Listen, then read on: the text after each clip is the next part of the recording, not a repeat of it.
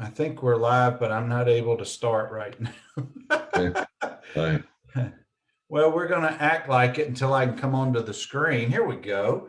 It's Bernard Nomberg with our weekly conversations with Cougars. Even though we had a little bit of technical glitches to start, we're now good to go right now. I want to welcome everybody to our usual show. I want to also welcome my guest, former Northview principal, Phil Hardy. Good afternoon or good evening, Mr. Hardy. Thank you for joining us tonight.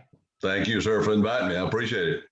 Oh, I've been looking forward to being able to chat with you tonight for many weeks. We've had numerous people ask for your presence. Oh, I'm not sure that's good. I think it's a very good thing, and I'm glad that you have some time for us to kind of take a little trip down memory lane, if that's okay with you. It is.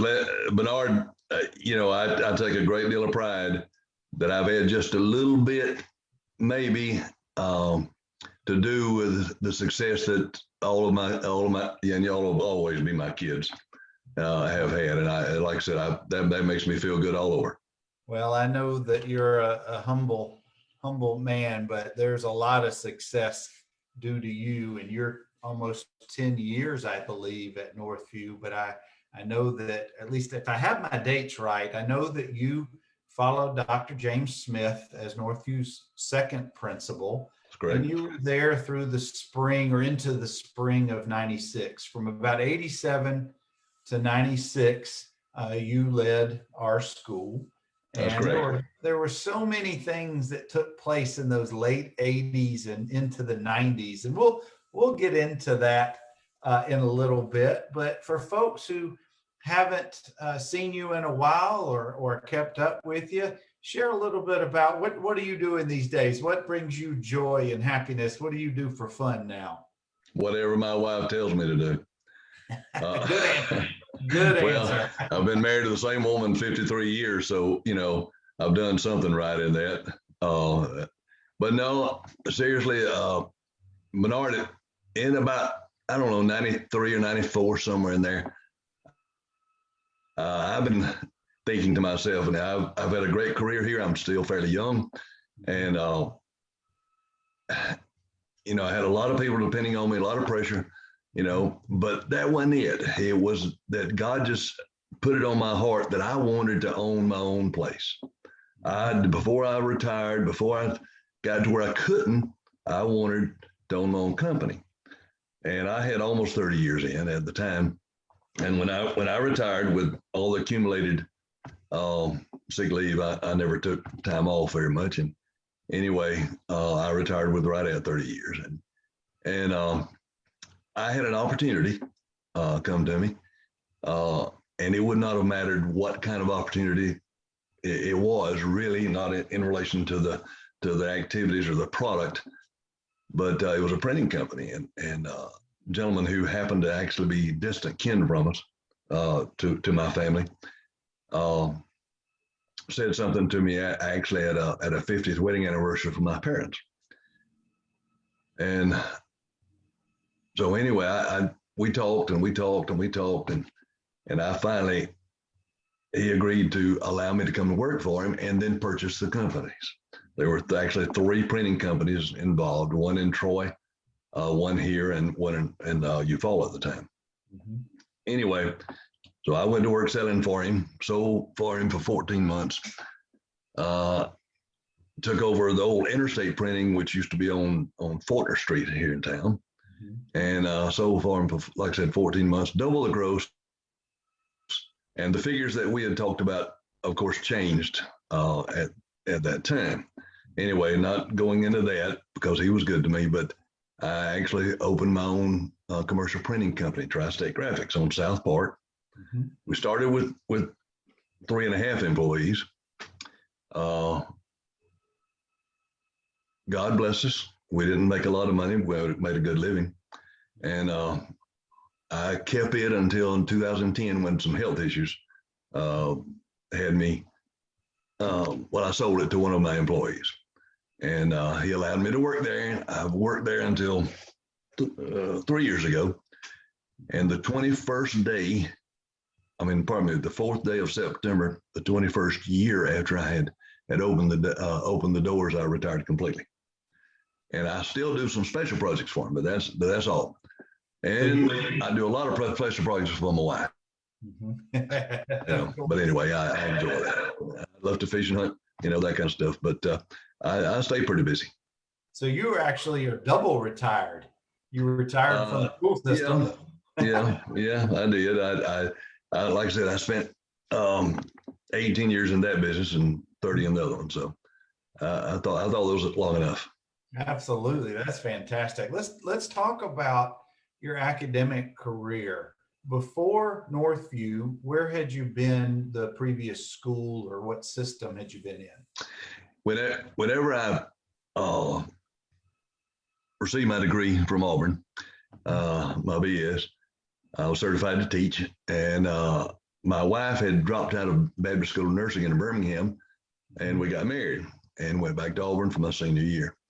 And that year, during that year, I worked at for the Jefferson County Schools, Lipscomb Junior High School. I don't even know that it exists anymore. It's on out close to Midfield. Yeah. Anyway, they were good to me there, but had an opportunity to come back to Girard Junior High School in 1968. And so Mr. Sam Price Jones had been my high school principal. He hired me there. Stayed there and coached for 5.5 years. Loved it. But I also saw that I needed to, and get my advanced degrees, which I got my master's degree while I was there, and in administration, and moved in as assistant principal at Girard Junior High School. Now that was when it was a junior high school. We had 700-800 kids. In '76, they sent me down to Girard Elementary as principal. I had first, second, and third graders, 840 of them, and I had trailers all over that place. And you were the principal. I was at Girard Elementary at that time. Okay. Well, picture my voice and my demeanor with first, second, and third graders. And I loved it. I had a great staff, I really did. And it was a fantastic school. But I could skip, they'd walk into my office and be crying in just a few seconds. So let me pause you, Mr. Hardy. Sure. Let me throw you some names to try to jog your memory a little bit. Okay. My first grade teacher was Miss O'Mary, Mary O'Mary. Fine lady. The O'Mary family was well known in Dothan for a long time, and good teachers. But I had people like Fran Van and Newsom and there were the Kelly girls, McKay's, and I just had a great staff. When they went to middle school in '78, whenever Northview was originally opened, and Mr. Smith went to Northview, I went to Carver Middle. They sent me to Carver Middle School, and I carried 440 white children, over to the school, and it was recognized nationally several different times over the next 10 years. But I had a fantastic staff there. I was a very lucky man.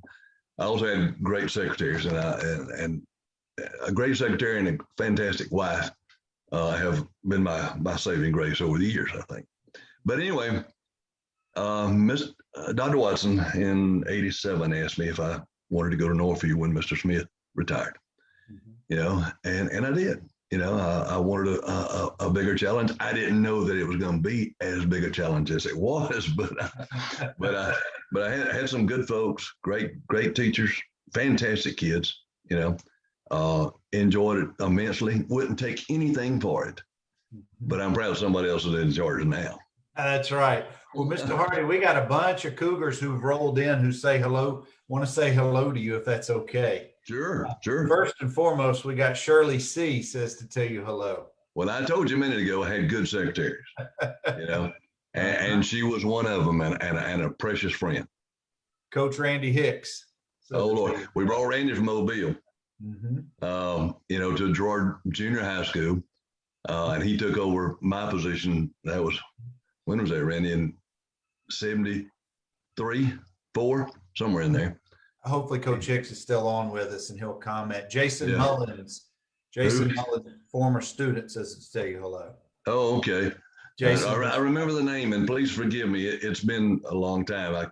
sure. Unless you stayed in trouble or you were really advanced in SGA, I probably didn't know your name, and I'm sorry. Jason may have fit both of those categories somehow, but he also played football in the mid 92, 93. Oh, yeah, I do remember him. Big boy. Yeah, I do. And of course, my mom, Ruth, just to tell you hello. Yeah. Who else? Let's see. Some other folks have already rolled off. I can't see, but when they come back on, I'll let you know. Okay, good. Randy says 1974 was the year. But it was 74. Okay, good. Well, let's talk about the transition from going from Carver. With how many students did you have at Carver in that middle school setting? I had around 800. But then you transitioned to Northview. 1,640 the first year. I was going to say it more than doubled. What kind of challenges did that pose for you being not a first year principal, but a first year high school principal? Mm-hmm. Well, a lot. There was, I think I counted one time, I think there were 42 different clubs and organizations at Northview. Wow. We graduated the first year, we graduated over 300 kids. It hadn't been that large ever since, I don't believe. The challenges were organizational more than anything else. Plus, I had new administrators. Some and two of them had already been there previously. One was sent with me, and so those challenges of getting to know those folks, of working with them, and them thinking like I did. Because I was, and this, I was dogmatic about, what I wanted and how I wanted our kids to be. I wanted academics to be important, and not that they were not, but I wanted them to be very, very important. I mean, and Erwin Parrish is a great guy and a fantastic friend. Matter of fact, we grew up about 100 yards from each other, and nobody knew that. I used to tell a story that I used to beat him up all along, but I probably didn't. But anyway, and athletics is important, but in some cases it takes on a life of itself, if that makes any sense. I told a friend of mine, and you may remember this name, Revis Gertman. Sure. I don't know whether Revis is like a second son to me. Anyway, I told Revis here about currently the Eufaula High School principal. That's correct. I told Revis here about, I don't know, 3 months ago or so, his kids had done well in football, and I said, Revis, I said, remember something. If you're successful in football, it don't matter that you got 75 Rhodes Scholars. You've got a good school. And that's the way the public looks at it. That's wrong, but it is. I mean, it's incorrect. It should be both. It should be the whole. It should be the whole conglomeration of things that go on. That's good. And I'm sorry, I get on soapbox every now and then. No, we can go anywhere you want to go. I've got some questions, but I'm just trying to jog your memory a little bit. I'm not real politically correct sometimes. Okay.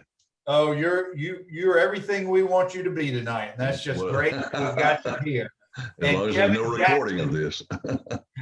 Kevin Jackson sends his. Oh, Kevin. Tell you hello. Yeah, I run into Kevin. I'll never forget the night he got hurt. I was standing on the sidelines. Whoo! Mm-hmm. And that was a tough thing. But he's a good friend also. Yeah, I happened to be at that game as well. My daughters and he are big buddies. I'm sorry. I was going to say, I was also at that game. I was home from college. I graduated in '86 with Dr. Smith. Right. My two younger brothers, Robert and David, graduated with you during your tenure at Northview. But I happened to come home, and I was at that game when Kevin got hurt. We all, unfortunately for Kevin, but he did bounce back and had a career at Bama. And I always love when he pops into our talks. Yeah, great young man. Good friend. Well, let's talk about what was it like from a school spirit standpoint in the late 80s at Northview? What was the vibe of the school? You know, we had just going back to the football thing, we had just won two titles in Right. 5 years.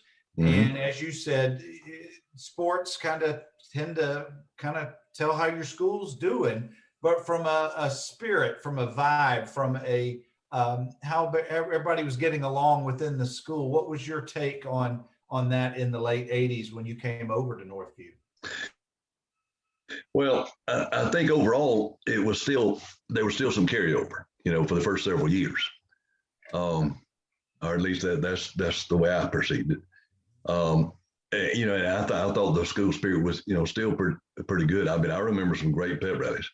I remember some that I was afraid didn't have control of. I mean, because the kids get excited, and I remember having to carry. I can't remember his name, but the only kid that I remember in those first 4 or 5 years that I had to carry down there, and he had to stand with me at pep rallies because he could incite the whole place. And he's now an attorney. Uh-huh. I cannot remember his name. Somebody will remember it. I hope somebody remembers him. I Yeah. hope somebody in the crowd. As a matter of fact, he called me. It's been about 10 years ago now, 10 or 12 years ago now. And he called me and he said, Mr. Hardy, you'll never, never, never, ever know what I'm doing. I said, what are you doing? He said, I'm sitting in the state of Tennessee federal or state administration building. I am an attorney for the state of Tennessee. And I said, Lord have mercy. I hope they gave you credit for all those hard times you gave us. But I can't remember. But it was, he turned out to be great. And that's fantastic.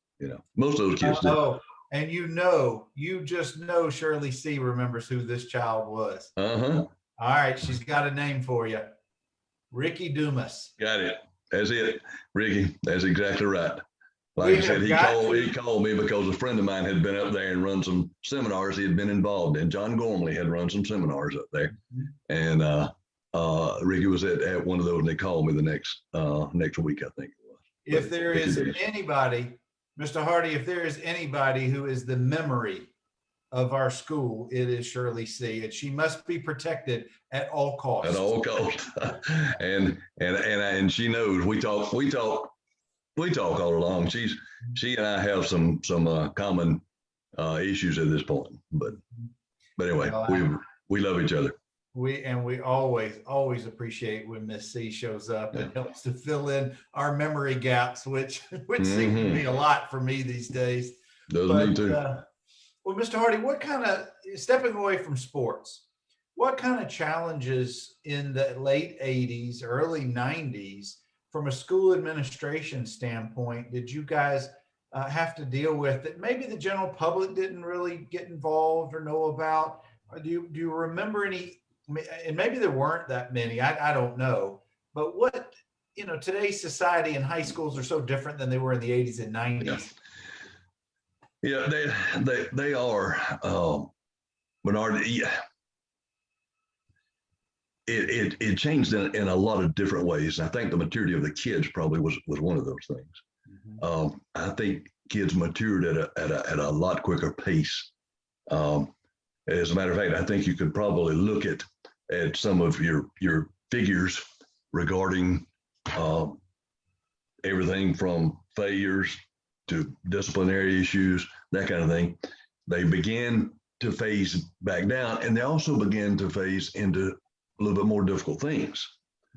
The things that we had to face or did face in some cases were things that potentially, were dangerous. I mean, from when I started, and Randy will remember stuff like this, but when I started, a kid got out of line, you spanked his butt, he called his daddy spanked his butt when he got home. And I know in your family, you had a problem because I know your daddy well. So but he didn't ever have to worry about it. Yeah. Y'all, because you're great kids. But anyway, and I don't mean kids in a negative manner. Okay. I mean those in a positive thing. Anyway, sure. But things begin to really, really change. And instead of a scrap every now and then or a skipping school or things like that, you begin more and more to find things like crack cocaine, and every now and then a gun. I mean, and that's just the reality of it. Now, it got a little bit more difficult for us to face, and you had to, instead of trusting, you had to look over your shoulder all the time. Does that make sense? It does. When I was in school, 82 to 86, now clearly I didn't know everything that was going on in school. I only knew what I knew, but the biggest issues were smoking in the bathrooms in the school, or somebody setting off what we used to call an M80 or a little cherry bomb in one of the lockers to blow it up. Right. Yeah. Fights. Never violence with guns or and we didn't have, don't let me indicate something to you that happened, but that didn't. We didn't have violence on campus with guns, but every now and then we'd find one on campus. Now we usually knew it before anybody else knew it, but it'd be because somebody was mad at so and so and he heard so and so, that kind of stuff, but it just took on a little bit different tenor in regards to the type of things that you had to face. Like I said, instead of working a lot with academics and that kind of thing, your shift became more supervisory in nature, then hopefully it would have. But like I said, it changed some, yes. And it probably mimicked society's issues as well. Very much so. Just as things ramped up in seriousness as each generation came behind the next one. Mr. Hardy, Twyla Phelps Williams says, "Oh yeah, hello." Twyla worked with us and was great in the counseling office. She has some very kind things. But going back to this issue, I don't remember there being police presence at school when I was there. Did there ever come a time during your tenure at Northview, did there more than, security, or were there police or anything of that nature needed on campus?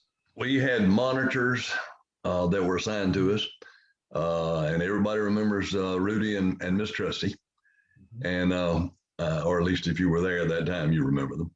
We had, I think, if I remember correctly, and I think I do, we had one time where there was suggestion of gang stuff, where when we had some extra police on campus. I don't remember but one now. There may have been another, but I can't remember it. Nothing ever happened. That was forestalled or taken care of. But the rumor mill, is a big issue sometimes. Certainly. Well, let's shift away from campus. Away from our talk on campus, and let's talk about you and maybe assistant principals or others representing Northview at events outside of campus. I don't know if you had occasions where you would have to go to conferences with other principals or administrators, or those events where you were representing our school at other events. Were there occasions for that? Some. The last 3 or 4 years, we had instituted under Dr. Jack Sasser and who died. I don't know. I assume everybody knows that Jack died about 3 months ago, 3 or 4 months ago. And also under Dr. Susan Lockwood. She does not have her doctorate at the time. But anyway, and then both the high schools, we instituted the block program. And when we did that, we actually developed video cassette tapes. Y'all don't have them these days, but we had them. We sold them all over the country, and every now and then I'd take a team, somewhere to work with a school system in regards to the block program. And I'm not sure you're familiar with it, but your two brothers would be probably. Well, I'm not sure. Well, one of them probably would be toward the end of it. I think we instituted it in 92. That would have been David's time at school. Right. Anyway, but the block program is still going on in a lot of school systems. I know that I've been out for 25 years, but I know that simply because I still call on them. I do some special projects with schools through our company, for our company. But anyway, then of course we had the summer, where we, did professional development training, and we would go sometimes to seminars and sometimes to professional meetings, And how was Northview perceived in your eyes by the public, by other school principals or administrators? Well, they don't have, when I left, they didn't have any shortage of people trying to get the job. So I assume it was looked at, fairly well. Northview was a good school, now, do we have our issues? Of course. You can't put 15 or 1,600 kids together, 119 employees and 85 of them women and not have issues. But, and I don't mean that negative toward women, but when you're going to have issues, you just can't put people together without, having some sort of issues. But overall, it was fantastic. Well, and thank you for that. I always was curious how other administrators or other professionals viewed our school. Well, I'm sorry to interrupt you, but think back, and like Mr. Jones, Franklin Jones, went over in '87 with me, and I think he stayed through '90. Mm-hmm. And whenever he left, I didn't have any problem filling those slots, mm-hmm. At all. Same thing whenever, we lost Mr. Moon died. Actually, he had some real bad health problem, and we had no problems, filling those slots. So my point is that evidently people thought it was a pretty good place to be, and I hope they did. Well, it certainly sounds like that it was a place where teachers or administrators would want to come to work. Let's shift to sports for a few minutes. Good. Baseball, basketball, and football back during my time, those were the three major sports. Obviously, over the years, many more sports have come to Northview, many more opportunities for girls, such as softball. We now have soccer. You name the sport, they now have it. But that was not the case back in the 80s and the early 90s. They just didn't have either enough students with interest for that, or they just had developed that yet. But our school typically in all of these sports did very well. What was your favorite, if you had one, of sports to attend, and what was it about that sport that you really enjoyed? Well, I love football because it was I coached it. I had the Stedman Sheelys and people like that at Georgia Junior High School, and they're just quality, and I hate to mention names because I'm gonna leave out some, but I had Stedman, I had Stafford Cathell, I had Johnny Keaton, I had Jackie Morris and Mike Coe and the Benak boys. I loved what I was doing there. I just what you had was the basis of the Dothan High team that went to the state finals 2 years in a row during Stedman's years. That's right. And Governor Jackson's and people like, I just had some great folks. And so anyway, I love football. But as far as watching, and you couldn't have told me this because I fought it tooth and toenail, and Shirley will tell you that. And my sister principals probably would too. But they kept approaching me about soccer. Mm-hmm. Well, the problem you have is that all your athletics are outside. They're not supported except for certain supplements for coaches by the school system. Mm-hmm. So they have to make it on their own. Well, the only one that was paying the bills was football, and it paid all the bills. So at the time, Coach Parrish went over to Georgia and double dipped, and and I certainly would have probably done the same thing. In his case, he was still young too. But anyway, we had hired Coach Whitcomb from down at Chipley, and I had gone to college with him, knew him well, and fine man. Anyway, we had put the folks off. There was a strong city league of soccer, and they approached us. And what we finally came up was okay. We'll allow you to play the first year, but you fund it, parents. And they did. And the second year, it made almost as much money as football did. And it became something really, really special in Northview. And as you can see, I think by the kids playing in the past several years, I've been watching that. It's big on campus. So, and I began to really enjoy watching it. But football would have to be number one, and then the soccer probably would be number two. Go ahead. Sorry. You were there. You were the principal during the changeover, as you just mentioned, in coaches, with Coach Harry Wayne Parrish leaving to go to Georgia, and Coach Whitcomb coming on. And do you remember any of this transition and the interviewing and all of that part with Coach Whitcomb or the other applicants as well? Do I remember the interviewing? Mm-hmm. Remember, that's been 30 years.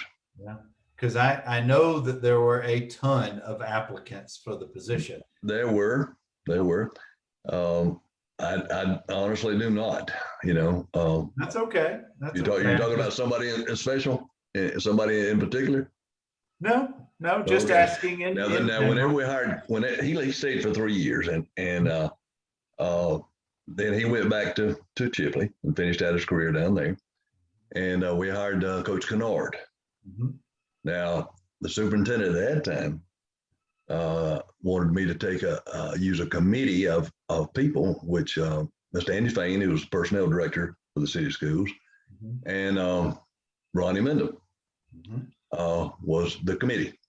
And we hired Coach Kennard, and Coach Kennard was still there when I retired. Yeah, for those who didn't know Coach Kennard, he played at Ole Miss and coached in the SEC and was really so well known in those circles. And by the time he was David, my youngest brother's final coach, Mm-hmm. David played for Coach Whitcomb as well. But Yeah. Coach Kennard was just, and I only got to meet him once, but I know of him. He was really of an old school mentality coach. Right. That was quite different personality-wise from Coach Whitcomb and from Coach Parrish. That's right. So the guys really got a big swath of personality. They had to grow up in a hurry. They had to grow up in a hurry because they had to adjust to a lot of different things. They did, and they also brought their own assistant coaches for the well, I wouldn't say for the most part, but they brought several people with them. We were able to find slots for them. And guys, we're talking, of course, with Mr. Phil Hardy, who is Northview's second principal, and we're having a great time just chatting about the old days. And where I want to go next for a few minutes, Mr. Hardy, is on Friday nights. They were special in Dothan for Dothan High School and Northview, whoever was the home team at Ripue's for that night. The school was king for a day, if you will, because that was the big show in town during football season. What was it like being a principal at Northview on football Fridays? Did you have responsibilities necessarily? Sir? Well, you always wanted to have a good time, but our responsibility, was for kids, and safety of kids. And, so, we had to be concerned about that, and they didn't always understand, why I wouldn't let them do certain things or, that kind of thing. And it wasn't to create issues for them or hurt them or keep them from having a good time. Anything that we did all, had been thought through and we were attempting to make sure that kids were looked after, and they were safe, because kids make mistakes, and sometimes those mistakes, they can't get back from them. Sometimes they make them where they're very, very difficult for them and affect them the rest of their lives. And so, we felt responsible for that. But I'll tell you the one I remember. I remember the 5 overtime. You remember that? You weren't there. No, you'd been gone. The 5 overtime against Dothan High. You're breaking up here now for me. Hello. I've talked to many who played in that game. Yeah, that was a Mr. Hardy, you still there? From Okay, my internet, it's a little funny. I was in the press box that night. Well, I was going to ask you. That was a memorable game, wasn't it? It was. It really was. You know, matter of fact, I'm not sure, but I think Thomas Harrison's boy was the quarterback. Kevin, does that sound right? Shirley will know that. I can't remember. But we had some fantastic ball players. Yeah, really did. For most of those Friday nights, I know that you were happy to be at the stadium and representing the school, but you had those responsibilities for safety and those things. So could you truly enjoy the games, or were you doing what you normally did by way of a checklist of things that you had to do on those Friday nights? Does that make sense at all? It does. Yes. And if I don't make a list, something's wrong with me, because I can't remember everything. You know, and Shirley will remember that. You know, I mean, she was always typing my list for me. So, but yeah, there were certain things that you had to be aware of. You know, you had everything from the officials. You had to be, you know, you had to make sure we had to protect them. We had to deal with them. We had to make sure that we had enough police protection there. You know, my assistant principals had assignments and certain things they were doing. You had to deal with the home team. You had, all the responsibility for the gate. You know, now that changed later. They actually, later on, the leisure services actually took over some of that. But you know, it was something that you had to do. But in between time, yes, you could enjoy the games, especially if we won. If you were in the press box some of the times, you were on the sidelines some of the times, where did you prefer to be? Or did you roam around? I didn't want them to know where I was going to be. Well, you know, I mean, I roamed. Now, I wouldn't get down on the field with the coaches. You know, that's their ball. That's their ball game. They're in charge. I'm not. You know, I didn't want any perception, of any kind that I had anything to do with, who was playing or, whatever. You know, I stayed off because I've been a coach. You know, so but like I said, yes, you could enjoy it. But you had certain things you had to make sure, and you were always last one to leave. You know, first one to get there. Always. Well, me and the band director John Christian were the last ones to leave. But anyway, just a couple of questions, and I'll get you out of here. But thank you for I just got a just for I got on here with you. I did Low Country Bowl, so I got it waiting for me. Oh, awesome. What was some of your favorite things about being principal at Northview? Well, favorite things.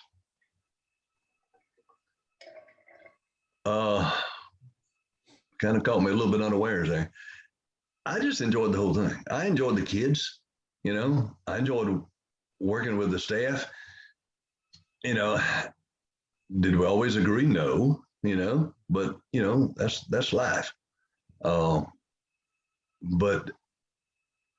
I was lucky. I had some great assistant principals, I mean, Gil King was there forever. Gary Atkins was fantastic. Gary went on to Eufaula High School, and Gary's now retired up in Florence. We talk all along.